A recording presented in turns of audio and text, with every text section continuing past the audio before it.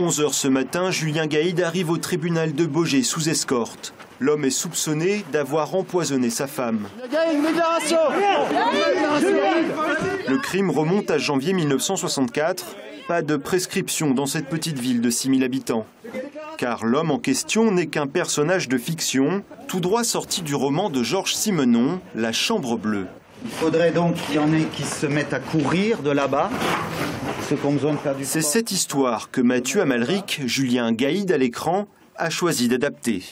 Vous savez, on a chacun notre Simenon. Voilà, moi ça a été La Chambre bleue. Le début du roman est quand même assez sexuel, comme ça, assez percutant. C'est un roman de 64 qui vraiment... on est tout de suite dans ce que c'est que le gouffre de la chair, quoi. Et c'est assez troublant. Ouais. Sur place, 20 professionnels et des dizaines de figurants, pour certains véritables journalistes ou gendarmes dans la vie. On a l'habitude, donc en fait, du coup, je suis venue pour donner des conseils pour les figurants, savoir comment ça se passe dans la réalité. Ils vêtent une vis carrément, faut pas qu'ils puissent s'en servir. C'est comme ça. Je devrais pas le dire, mon ministre.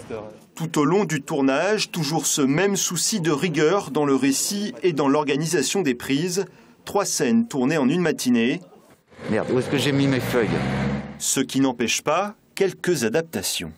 C'est comme du free jazz, quoi. Pour pouvoir improviser, il faut avoir des accords très clairs, une ligne directrice très claire. Et à partir de là, vous pouvez commencer à faire des variations ou des détails, ou tout d'un coup appuyer ça, et puis vous réagissez à ce que vous voyez.